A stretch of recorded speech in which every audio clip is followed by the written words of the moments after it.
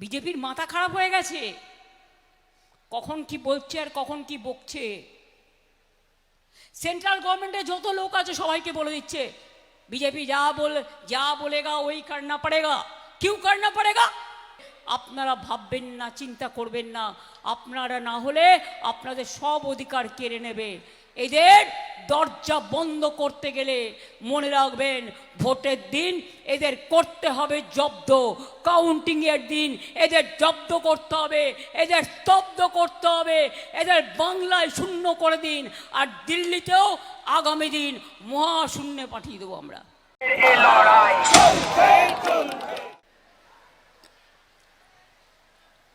রৌদ্রে দাঁড়িয়ে আছেন যারা, প্রখর রৌদ্রের মধ্যে, আমি তাদের সকলকে আমার প্রণাম জানাই, আমার জোহার জানাই, আমার সালাম জানাই। কেশিয়ারের মাটি আদিবাসীদের শক্ত ঘাঁটি, আবার এই কেশিয়ারিতেই আরএসএসের একটা শক্ত ঘাঁটি আছে, সেখানে ট্রেনিং দেওয়া হয়, বন্দুক চালনা হয়, খোঁজ খবর আমি রাখি। যারা ভালো কাজ করবেন তাদের প্রতি সম্মান থাকবে, আর যারা ভোট কাটবেন তাদের বর্জন করে দিন। আপনাদের এখানে আপনারা জানেন এক সময় রক্তাক্ত হয়ে গেছিল আমরা আসার আগে। কি ছিল জঙ্গলমহলের চেহারা? মানুষ বেরোতে পারতো না, মানুষ খেতে পেত না, দুটো একটা রাস্তা ছিল না, একটা কলেজ ছিল না, একটা হাসপাতাল ছিল না, পানীয় জল খাওয়ার ক্ষমতাও ছিল না। আজ কিন্তু আমূল পরিবর্তন হয়েছে, সেন্ট্রাল গভর্নমেন্টের দয়ায় নয়, ওরা কিচ্ছু করে না মিথ্যে কথা বলার ছাড়া।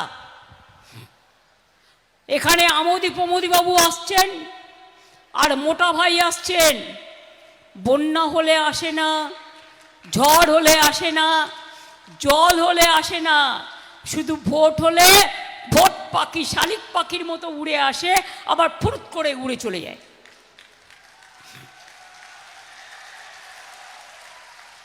কোন আদিবাসীদের উৎসবে এসছে? প্রতিবার আমরা 9th আগস্ট সম্ভবত ইন্টারন্যাশনাল আদিবাসী ডে, আমি প্রতিবার ঝাড়গ্রামে আসি। আদিবাসী ভবন তৈরি হয়েছে কলকাতায়, বিরাট ভবন, আপনাদের ছেলেমেয়েরা পড়তে যায়, ওখানে থাকে, হস্টেল থাকে, অতিথিরাও থাকেন আপনাদের। সংখ্যালঘু ভবন তৈরি হয়েছে, কোনটা তৈরি হয়নি? আমি ভালোবাসি মন্দির, মসজিদ, গুরুদ্বারা, গির্জা, জায়ের থান, মাঝি থান। মনে রাখবেন জঙ্গলের অধিকার আমরা আদিবাসীদের ফিরিয়ে দিয়েছি। আগে আপনাদের জমি কেড়ে নেওয়া হতো, আপনাদের লুট করা হতো, আমরা আইন করেছি, আইন করে বলেছি আদিবাসীদের জমি জোর করে দখল করা যাবে না, আদিবাসীদের জমি আদিবাসীদেরই থাকবে, সাধারণ মানুষের জমিও কেউ দখল করতে পারবেন না।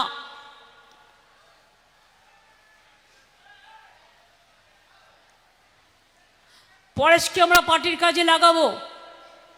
কেশিয়ারিতে আসলেই আমার একটি ছেলের কথা মনে পড়ে। আমি যখন মেদিনীপুরে সিপিএমের সাথে লড়াই করতে করতে কখনো কেশপুরে আসতাম, কখনো চমকাইতলায় আসতাম, কখনো কেশিয়ারিতে আসতাম, কখনো দাঁতনে আসতাম, আমি দেখতাম ছেলেটি রাস্তায় দাঁড়িয়ে আছে, তার মা একটু কাজু বাদাম ভেজে দিয়েছে, সেইটা নিয়ে একটা টিফিন কৌটো করে রাস্তার মোড়ে দাঁড়িয়ে থাকতো। তার নাম জগদীশ, কেশিয়ারির ছেলে। আমি তাকে চিরকাল স্মরণ করব। ও আমার কাছে হারিয়ে গেছে, কিন্তু আমার হৃদয়ে ও বেঁচে আছে। আমি সবাইকে অনুরোধ করব, যে অত্যাচার হচ্ছে, এসআইআরটা একটা বড় স্ক্যাম, এটা এসআইআর নয়, বিজেপিকে ক্ষমতায় আনবার জন্য একক প্রচেষ্টা, একটা বড় স্ক্যাম, এটা মাথায় রাখবেন। সবার নাম কেটে দেওয়া, মানুষকে লাইনে দাঁড় করিয়ে অসম্মান করা। আপনাদের কত ভোট কেটেছে? 90 লক্ষ হিন্দু, 90 লক্ষ ভোট কেটেছে। তার মধ্যে 60 লক্ষ হিন্দু আর 30 লক্ষ মুসলমান। আজও লোককে অ্যাডজুডিকেশনের লাইনে দাঁড়াতে হচ্ছে। আজকে আদিবাসী ভাই বোনেরা বলুন তো, জুন বলছিল উড়িষ্যা কেন সব জায়গায় আদিবাসীদের ওপর অত্যাচার হচ্ছে, তপশিলীদের ওপর অত্যাচার হচ্ছে, বাংলায় কথা বললে অত্যাচার হচ্ছে, বাংলা ভাষীদের ওপরেও অত্যাচার হচ্ছে। আমরা অন্য ভাষায় কথা বললে তাকে প্রণাম করি, সম্মান করি, কিন্তু আমার ভাষায় কথা বললে আপনারা কেন রাজস্থানে বিজেপি রাজ্যে অত্যাচার করেন, কেন মধ্যপ্রদেশে করেন, কেন উত্তরপ্রদেশে করেন? একবার জবাব দেবেন কি তার? বিজেপি রাজ্যে মাছ খাওয়া বন্ধ, মাংস খাওয়া বন্ধ, ডিম খাওয়া বন্ধ, আর মিথ্যের বাজার নিয়ে যারা আসে ইলেকশনের সময় প্রতারণা করতে, মিথ্যে কথা বলতে, মনে রাখবেন, একটা সতর্ক করে যাই, সব মিটিংয়ে বলছি, ব্যাংকের অ্যাকাউন্ট নাম্বার চাইলে কেউ ভুলেও দেবেন না। টাকা পাঠাবার নাম করে আপনার সব টাকা তুলে নেবে ইলেকশনের পরে, আর আপনার টাকায় কিছু কালো টাকা মিশিয়ে দিয়ে income tax, ED, CBI raid করবে। মনে রাখবেন, এই টাকা কালো টাকা, হাত দেবেন না, ছোবেন না, কালো বাজারিদের টাকা।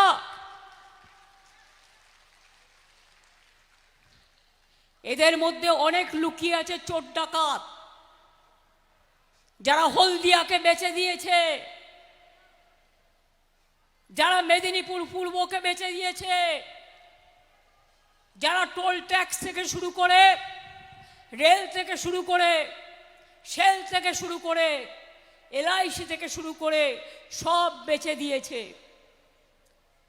এরপরে গ্যাসও পাবেন না, ইলেকশনের পর গ্যাস বেলুনের মতো উড়ে যাবে। বিহারে যাদের ভোট কেটেছে তাদের নাকি বলা হচ্ছে তাদের রেশন বন্ধ, তাদের ব্যাংক অ্যাকাউন্ট বন্ধ।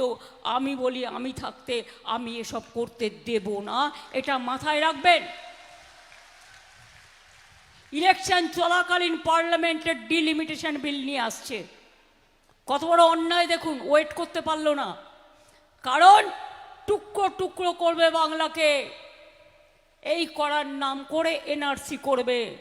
সেই জন্য যে যাই বলুক, যে যাই করুক, একটি কথাও শুনবেন না। যদি ডিটেনশন ক্যাম্পে যেতে না হয়, রেশন বন্ধ না হতে হয়, লক্ষ্মীর ভাণ্ডার বন্ধ না হয়, কন্যাশ্রী বন্ধ না হয়, জয় জোহার বন্ধ না হয়, তপশিলি বন্ধু বন্ধ না হয়, সমস্ত ভাই বোনেদের বলছি, খাদ্য সাথী থেকে স্বাস্থ্য সাথী থেকে, তাহলে মনে রাখবেন, সম্মান নিয়ে বাঁচতে গেলে আপনার দরকার তৃণমূল কংগ্রেসের সরকার, জোড়া ফুলের সরকার।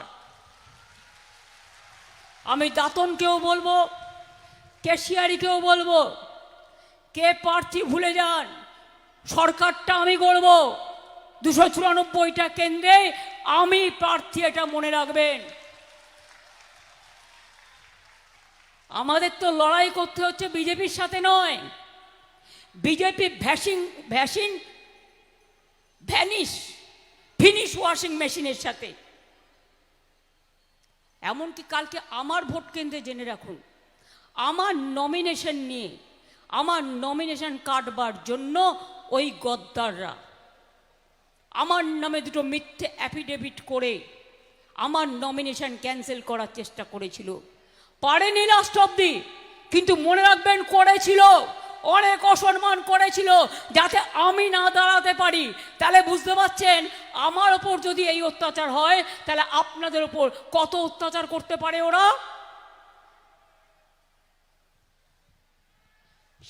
সারনা ধর্ম অনেকবার লিখেছি, আবার বলছি, বিজেপি যাবে একদিন খুব তাড়াতাড়ি দিল্লি থেকে, তখন সারনা ধর্ম ওরা না করলেও আমরা করে দেব।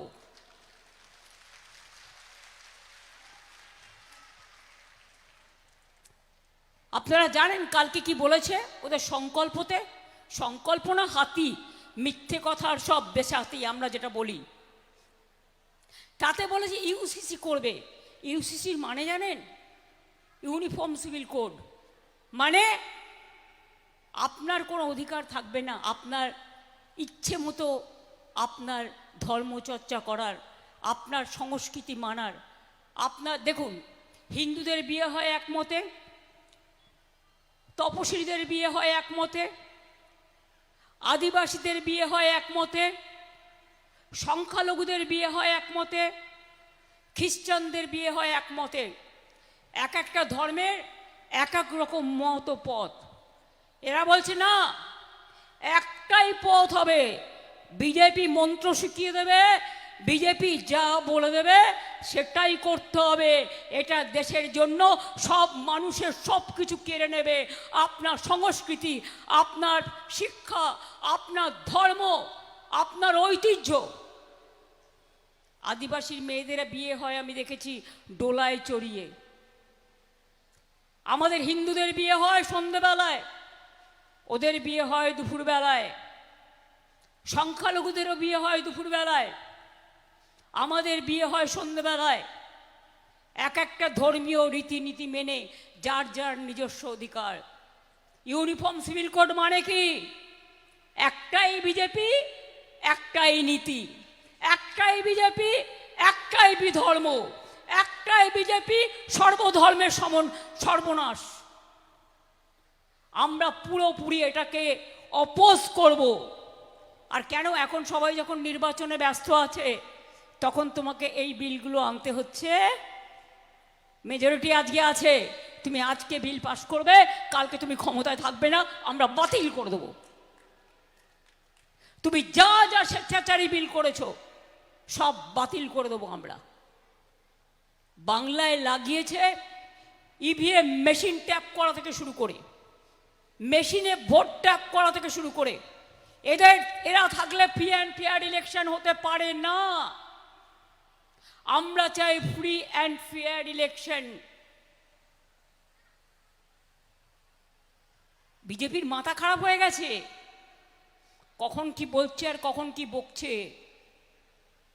সেন্ট্রাল গভর্নমেন্টে যত লোক আছে সবাইকে বলে দিচ্ছে बीजेपी जा बोलेगा वही करना पड़ेगा। क्यों करना पड़ेगा? Every chair has an important role. We respect every chair, but you have to care the people of this country. You don't care. You ignore the people. You ignore the democratic rights of the people. And SIR is a big scam. It will be proved one day, and we are waiting for that. Enough is enough. অনেক দেখেছি আর নয়। দিল্লি আমাদের Bangla target করেছে, আমাদের target Delhi. Bangla জিতে দিল্লি থেকে বিজেপিকে হাঁটানোর সংকল্পই হচ্ছে ওদের পাল্টা জবাব, মনে রাখবেন। আমরা বললে করি, ওরা বললে করে না, বুলডোজার চালায়। ইলেকশনের সময় বলে দেব টাকা, আর ইলেকশনের পরে হয় ফাঁকা। ইলেকশনের আগে 1000, ইলেকশনের পরে বুলডোজার। সবাই আপনারা জানেন, আগের বার বলেছিলাম লক্ষ্মীর ভাণ্ডার করব, 500-700 দিয়ে শুরু করেছিলাম। আদিবাসীরা শিডিউল কাস্টে 200 টাকা বেশি পান। এবারে সেখানে 1500 হয়ে গেছে এবং 1700 হয়ে গেছে, এবং 5 বছর ধরে আপনারা দেখেছেন চলেছে। আজকে বলে যায় আজীবন চলবে, যতদিন মা বোনেরা আমার সসম্মানে বেঁচে থাকবেন। আপনারা আমাদের সমাজের উপহার, আপনাদের আমরা ভুলতে পারি না। নোটবন্দি করে লক্ষ্মীর ভাণ্ডার কেড়ে নিয়েছিল আপনাদের, বাড়িতে যেটুকু জমিয়েছিলেন। নোটবন্দির লাইন, আধার কার্ডের লাইন, SIR এর লাইন, নাম কাটার লাইন, মানুষ হত্যার লাইন। তোমাদের বিজেপিকে বেলাইন করবার জন্য যা যা করার দরকার আমরা সেটা করব, এটা মাথায় রাখবেন। অনেক টাকা হয়েছে না, টাকা দিতে এসেছো। কেউ কেউ ঘুরে যাচ্ছ টাকার বান্ডিল নিয়ে, গভর্নমেন্টের গাড়িতে টাকা নিয়ে ঘুরছো, ফোর্সের গাড়িতে টাকা নিয়ে ঢুকছো, সবাইকে চেঞ্জ করেছো একটাই কারণে, ঝাড়গ্রাম এবং কেশিয়ারি টেশিয়ারি দেখে রাখবেন বাইরের লোক কারা আসছে। বাইরের লোক আসলে তার বিরুদ্ধে কমপ্লেন করবেন। এবারে বলে যাচ্ছি, যুবসাথী প্রকল্প এটা চলবে এবং তাদের জীবিকার সন্ধান আমরা করে দেব। যারা এখনো পায়নি, দরখাস্ত করেছেন, তারাও পাবেন। আমরা বলেছিলাম 10 লক্ষ টাকার স্মার্ট কার্ড করে দেবো ছাত্রছাত্রীদের জন্য, করে দিয়েছি। বিনা পয়সায় ছেলে মেয়েরা আপনাদের মিড ডে মিল পায়, জুতো পায়, জামা পায়, বই পায়, কন্যাশ্রী পায়, শিক্ষাশ্রী পায়, ঐক্যশ্রী পায়, মেধাশ্রী পায়, ক্লাস 9-এ উঠলে বিনা পয়সায় সাইকেল পায়, ক্লাস 11-এ উঠলে বিনা পয়সায় স্মার্টফোন পায়। কি পায় না? পায় কি পায় না? বিনা পয়সায় রেশন পান কি পান না? স্বাস্থ্যসাথীর পান কি পান না? এবার জেনে রাখবেন, বলেছিলাম দুয়ারে সরকার করব, করেছি। আমার পাড়া আমার সমাধানে প্রতি বুথে 10 লাখ টাকা করে দেওয়া হয়েছে। এই কাজগুলো শুরু হয়েছে। কিছু কাজ শুরু করতে গিয়ে অফিসারদের সব বাইরে পাঠিয়ে দিয়েছে, বাংলার বাইরে। যারা কাজ করতো সে কাজটা হয়ে যাবে, নিশ্চিন্তে থাকুন, টাকা দিয়ে দেওয়া হয়েছে। আগামী দিন বলে যাচ্ছি, আমরা কেন্দ্রীয় সরকার সব বন্ধ করে দেওয়া সত্ত্বেও 1,30,00,000 গরিব লোকের কাঁচা বাড়ি পাকা করে দিয়েছি। আগামী দিন যতটুকু বেঁচে আছে সব কাঁচা বাড়ি পাকা আমরা করে দেব, এটা আমাদের অঙ্গীকার। আমরা যেটা বলি আমরা সেটা করি। প্রতি বাড়ি বাড়ি নলের জল পৌঁছে যাবে। আমরা যখন ক্ষমতায় আসি 2 লক্ষ ছিল, এখন 1 কোটি হয়ে গেছে। আগামী দিন সব পরিবারের নলের জল পৌঁছে যাবে, এটা মাথায় রাখবেন। সব ধর্ম, সব বর্ণ, সব জাতি, সবাইকে তার তার মতো সম্মান দিয়ে কাজ আমরা করব, এটা আমাদের অঙ্গীকার। কৃষকদের জন্য ধান থেকে শুরু করে, আলু থেকে শুরু করে 15টা ফসলের ওপরে আমাদের শস্য বীমা করা আছে। আমরা 4,000 কোটি টাকা ইন্স্যুরেন্স দিয়েছি। চাষিদের টাকা দিতে হয় না, সব টাকা কিন্তু আমরা দিই। কৃষক বন্ধুদের টাকা দিই, আলু চাষির আলু ক্ষতি হয়ে গেলে টাকা দিই, ধান চাষির ধান ক্ষতি হয়ে গেলে টাকা দিই। মনে রাখবেন, তাই আপনাদের বলি, কৃষক থেকে শ্রমিক কেউ নেই বাকি, সবাইকে নিয়েই আমাদের পথ চলা। এই পথ চলায় আপনাদের আশীর্বাদ, শুভেচ্ছা, দোয়া, জোহার আপনাদের কাছে প্রার্থনীয়। আমার অনেক মিটিং থাকে, তাই হয়তো সবটা বিস্তারিত বলতে পারি না, বাট আপনাদের ইউনিফর্ম সিভিল কোডটা বলে গেলাম।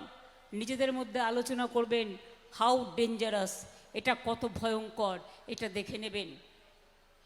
আপনাদের প্রার্থী তো ভালো হয়েছে, কই পরে সেখানে দাঁড়াও তো, এসো, তুমি এসো। দেখুন তো এই 2 ভাইয়ের মধ্যে কোনো তফাৎ আছে? তফাৎ আছে? আমরা সবাই এক। তাই বিজেপিকে বলবেন ইলেকশনের পরে, দেখ